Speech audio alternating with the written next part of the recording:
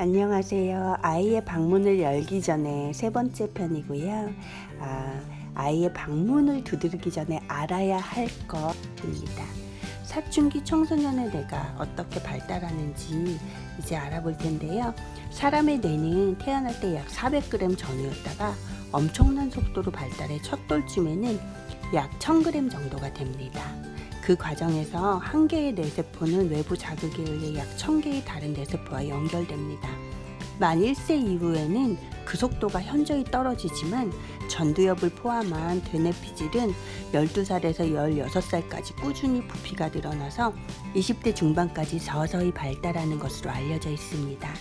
전두엽은 각종 정보를 통합하고 감정, 욕구, 충동을 조절하며 자기를 인식하는 기관입니다. 의사결정, 문제 해결, 언어 구사 능력을 비롯해서 기억력, 사고력 등을 주관하며 행동을 조절합니다. 그러니 전두엽이 제대로 작동하지 못하면 감정이 폭발하거나 문제 행동을 할 위험이 높아진다는 의미입니다. 뇌에서 가장 중요한 전두엽이 발달 중이라는 것은 아직 덜 자랐다는 뜻입니다. 청소년이 그렇게 충동적이고 감정에 따라 움직이는 이유는 단순히 아이의 마음과 의지만의 문제가 아니라 바로 전두엽 기능이 아직 미숙해서 그런 것입니다. 부모는 아이가 감정을 조절하지 못한다고 혼낼 것이 아니라 어떻게 하면 잘 조절할 수 있을지 또 성장할 수 있을지 고민하는 일이 먼저여야 한다는 의미가 됩니다. 호주 멜버른 대학의 알렌 교수팀이 2008년 만 11살부터 14살 남학생 137명을 대상으로 연구한 결과에 따르면 공격성이 강한 10대는 뇌 변역계의 한 부분인 편도체가 커서 강한 감정을 조절하지 못하는 것으로 나타났습니다. 편도체는 감각기관이 받아들인 정보에 대해 감정적 반응을 일으키는 기관인데요. 특히 분노와 같은 강한 감정을 느끼게 하는 신경 시스템 중에 하나입니다. 연구팀은 청소년 자녀들이 부모와 종종 논쟁을 벌이는 주제인 잠자는 시간, 숙제, 스마트폰 사용 등의 문제가 발생했을 때의 표정과 목소리 톤을 분석하고 이것들을 이때의 뇌 영상 이미지와 비교해 보았습니다. 그 결과 부모에게 반항적이고 화를 잘 내고 공격성이 큰 청소년의 편도체가 공격적이지 않은 청소년에 비해 더 크다는 사실을 발견했습니다. 청소년의 뇌에서 전두엽은 아직 미성숙한 데 반해 편도체의 발달은 더 빠릅니다. 이렇게 전두엽과 편도체의 불균형한 발달 속도로 인해서 충동적이고 공격적인 성향을 보인다고 할 수 있습니다. 알렌 교수는 10대들이 외관상으로는 성인과 같아 보이지만 실제로는 20대 초반이 될 때까지 뇌의 감정과 행동을 조절하는 영역이 미성숙해서 감정 조절이 잘 안 된다는 사실을 부모들은 꼭 명심해야 한다라고 강조합니다. 게다가 청소년기는 뇌신경세포의 흥분을 전달하는 신경 전달 물질인 도파민의 분비와 기능이 최고조에 달하는 시기입니다. 도파민은 쾌락, 중추라 불리는 변연계의 측좌핵에서 분비되는데 측좌핵은 편도체보다 더 급속도로 발달합니다. 변연계의 측좌핵은 보상, 기쁨, 중독과 관련된 기관입니다.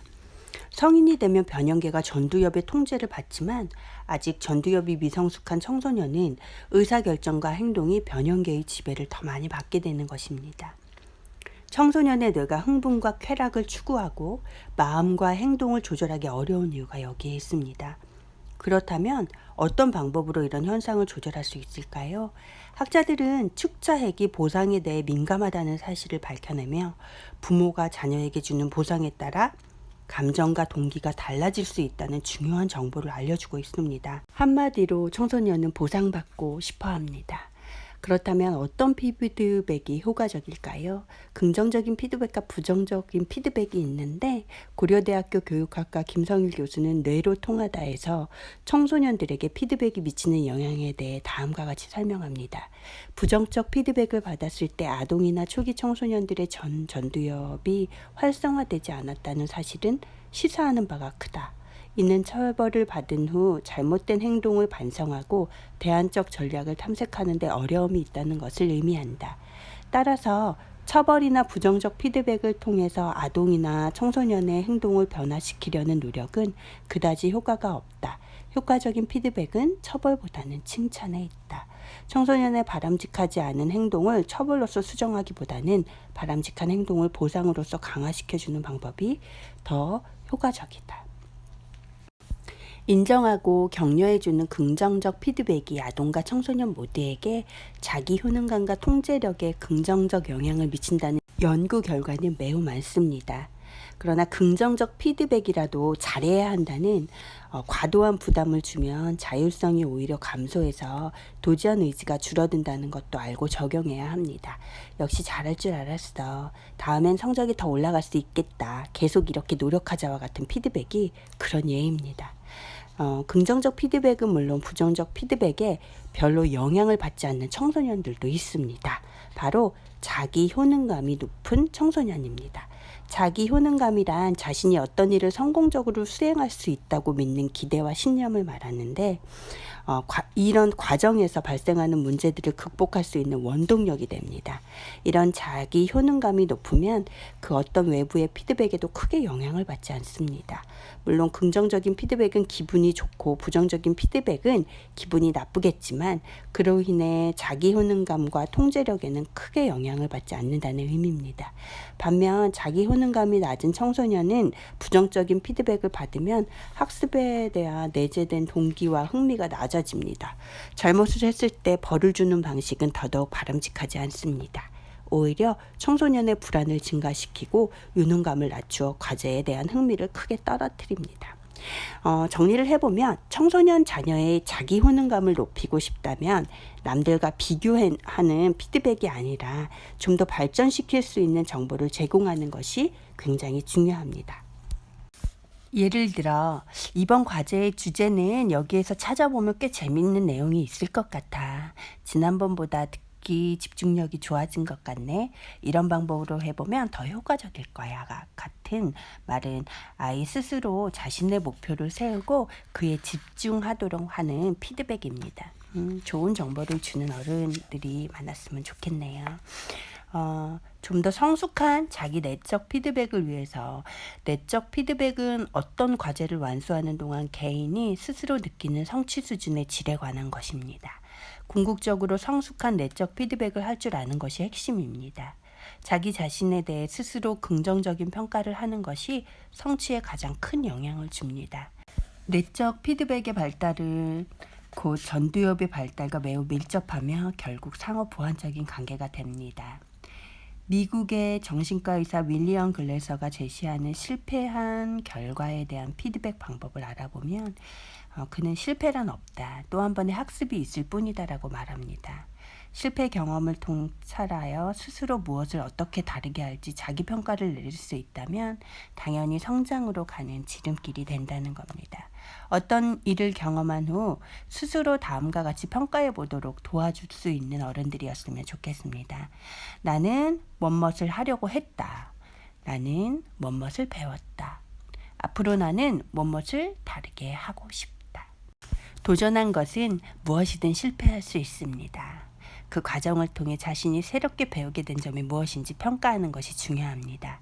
윌리엄 글래서는 자기 평가에서 이런 것들은 필요 없다고 강조합니다. 예를 들면 이런 겁니다. 아쉽게도 또는 안타깝게도 또는 제가 잘 몰라서 같은 것 말이죠. 건강한 자기평가가 곧 건강한 내적 피드백으로 자리 잡게 되고 이런 내적 피드백을 할 줄 아는 아이는 진정한 경쟁이 가능해집니다. 진정한 경쟁이란 엄밀하게 말하면 타인과의 경쟁이 아니라 자신과의 경쟁입니다. 어제보다 한 달 전보다 1년 전보다 내가 얼마나 나아지고 발전하고 있는가의 문제입니다. 지금 나는 성장하고 있다라는 느낌으로 발전해 가도록 아이를 도와주는 우리들이었으면 좋겠습니다. 긍정적이고 정보적인 피드백으로 건강하게 성장한다면 청소년들은 점차 건강한 내적 피드백을 스스로 할 줄 아는 성숙한 모습이 될 것입니다. 우리 아이들이 모두 그렇게 성장했으면 좋겠습니다. 긍정적이고 정보적인 피드백 잊지 마세요. 청소년기 자녀의 부모 역할은 차원이 달라야 합니다. 이제 청소년 자녀의 독립성을 인정하고 스스로 경험하고 깨달을 수 있도록 아이의 심리적 영역을 침범하지 않도록 안전거리를 유지해야 합니다. 정말 중요한 일이에요. 아이에게 자신만의 여백을 남겨놓을 수 있도록 그 공간을 우리가 제공해 줘야 됩니다. 뇌 발달의 불균형으로 자충우돌, 우왕좌왕, 흥분과 우울을 반복하며 힘겨워하는 아이가 안전하게 성장하도록 도와줘야 합니다. 구자욱 한국뇌연구원 책임연구원은 청소년들의 뇌 관제탑인 전두엽이 제 역할을 하려면 책을 읽거나 새로운 정보에 노출시켜 생각하는 시간을 늘리는 등 머리를 많이 쓰는 일이 중요하다고 말합니다. 특히 그는 무엇보다도 건강한 가족관계가 아이들의 균형 잡힌 뇌 발달에 중요하다고 강조합니다. 서로 소통하는 대화가 가능한 가족관계여야 한다는 말인데요. 이런 얘기들을 예로 들었습니다. 너는 어떻게 생각하니? 이럴 때 어떻게 하면 좋을까? 만약 이 방법을 선택한다면 어떤 결과를 예측할 수 있을까? 만약 실패한다 해도 우리는 좋은 경험을 한 거야. 그러니 용기 있게 해보기 바래. 부모가 아이와 이런 대화를 나눌 수 있다면 틀림없이 우리 아이는 눈부신 청소년기를 보내게 될 것입니다. 이런 소통 꼭 나눠주세요. 부모가 꼭 알아야 할 청소년 심리 두 번째는 상상 속의 관중인데요. 아무도 내게 관심을 보이지 않아요 라고 절망하는 친구들도 있고, 그런데 이제 어머니 아버님의 피드백이 야 그럼 너도 무시해, 네가 신경 안 쓰면 되는 거야, 그런 거 다 쓸데없어, 공부 열심히 해서 성공하면 그게 복수야, 너 또 엄마 몰래 카톡한 거야, 스마트폰 내놔, 네가 약속 어겼으니 압수야, 막 이런 대답들을 해주시면 정말 아이가 절망합니다. 아이를 더 화나게 하고 행동을 악화시킬 뿐입니다. 아이의 말을 통해서 아이가 스마트폰 사용에 대한 약속을 어긴 걸 알게 되었다 해도 그건 나중에 다시 협의하고 약속을 정해야 하는 주제입니다. 이런 말들이 도와달라는 간절한 구조 요청임을 알아야 되는데요. 아무도 나에게 관심을 보이지 않아요 라는 말들을 하는 것 자체가 정말 구조 요청입니다. 겉으로 드러나는 아이의 생활 태도에만 화가 나 있는 부모는 아이의 용기와 노력을 알아차리지 못하고 생활 태도에 대해서만 지적하는 실수를 범하기 쉽습니다. 용기를 내어 말해준 아이에게 고마움을 표현하는 것이 우선입니다. 이렇게요. 말하기 어려웠을 텐데 엄마한테 말해줘서 정말 고마워. 먼저 이렇게 말해주어야만 아이는 다음에도 어려운 일이 있으면 부모에게 도움을 청할 수 있습니다. SNS에서 아무 반응이 없는 친구들 때문에 자신의 존재 가치가 없는 것 같고 세상이 또 사람들이 모두 자신을 비난하고 놀리고 막 싫어한다고 생각하는 것, 바로 이런 게 상상 속의 관중이라는 심리 때문인데요. 청소년기 자해 행동의 원인도 또 다양합니다. 나 자신이 너무 싫어서 혹은 역설적으로 불안한 마음을 진정시키기 위해서 자해를 합니다. 그리고 많은 경우 세상 사람들에게 내가 여기 있어요, 난 이런 존재예요 하고 알리려는 의도도 매우 큽니다. 청소년기 아이들은 세상 사람들이 모두 나를 보고 있다고 착각하기도 하고, 그래서 만일 아무도 내 존재를 알지 못하고 보고 있지 않고 인정해주지 않는다고 느끼면 좌절과 충격이 매우 큽니다.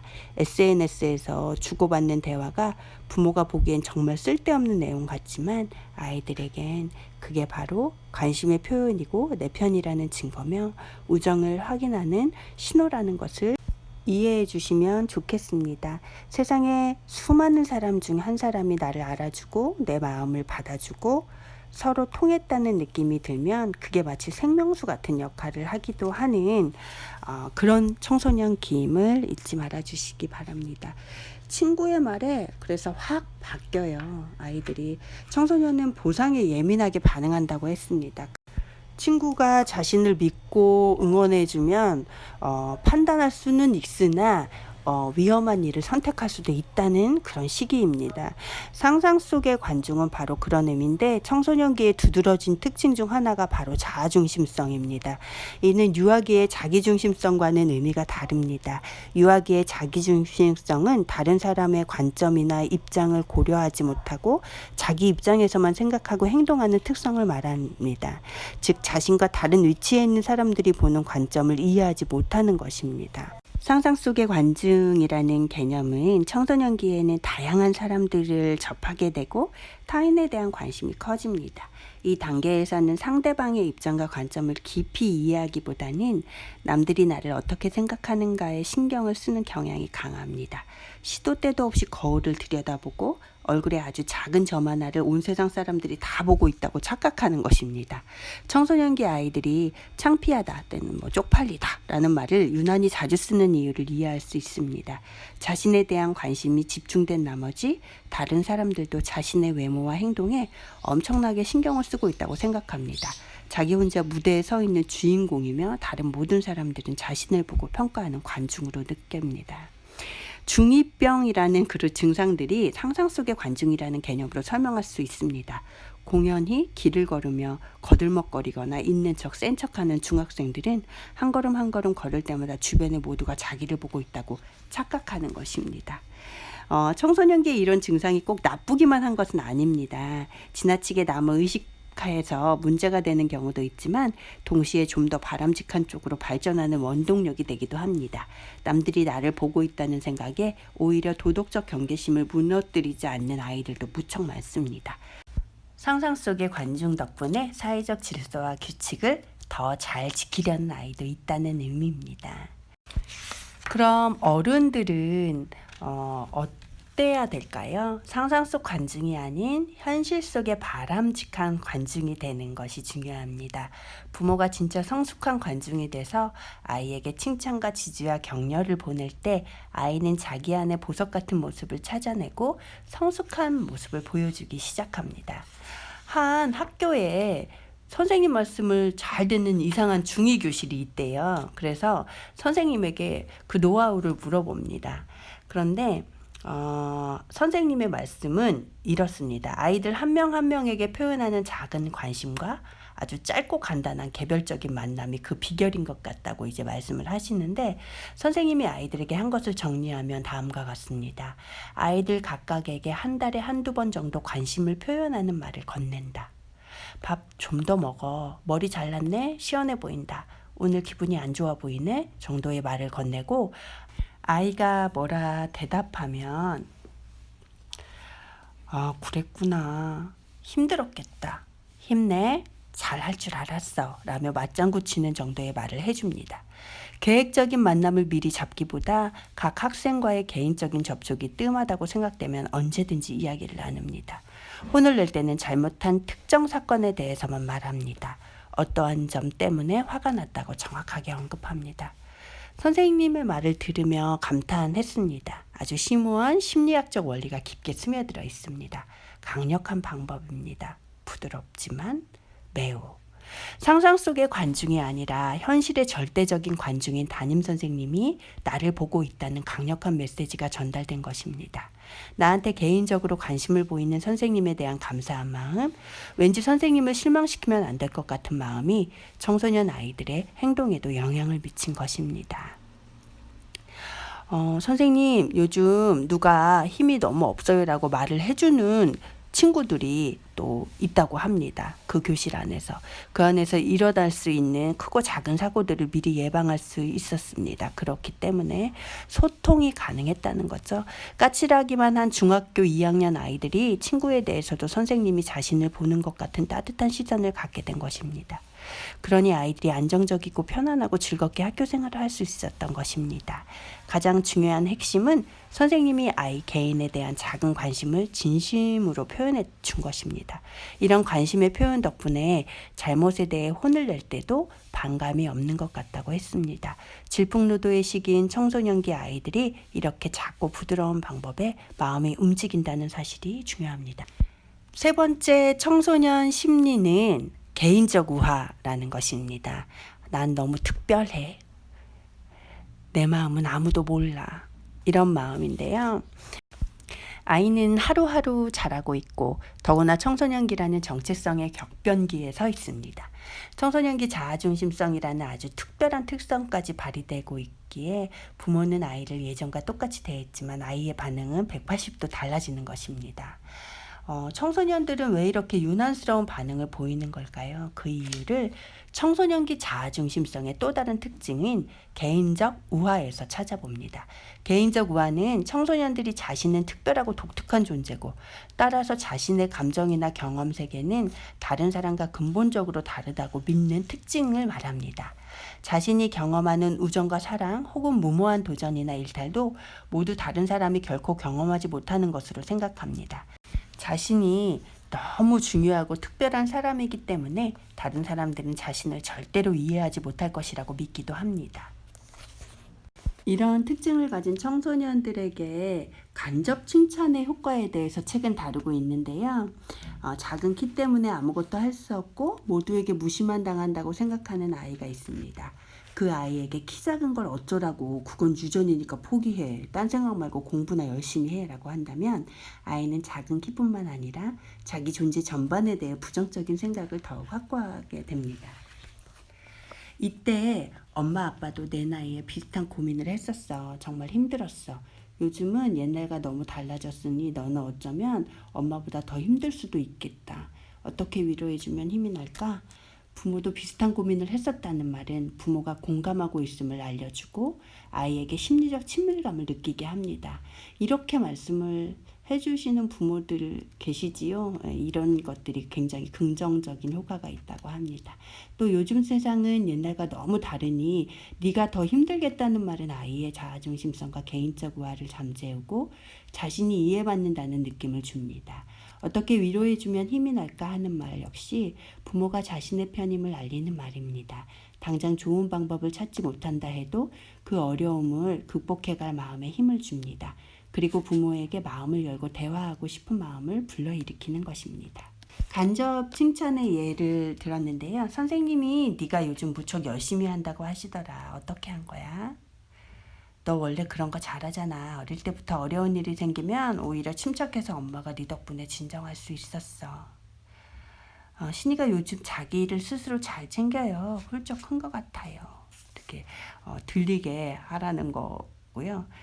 신이는 마음 먹으면 집중을 잘해요. 같이 이제 부부가 대화를 하거나 이럴 때 그렇게 얘기를 해달라는 겁니다.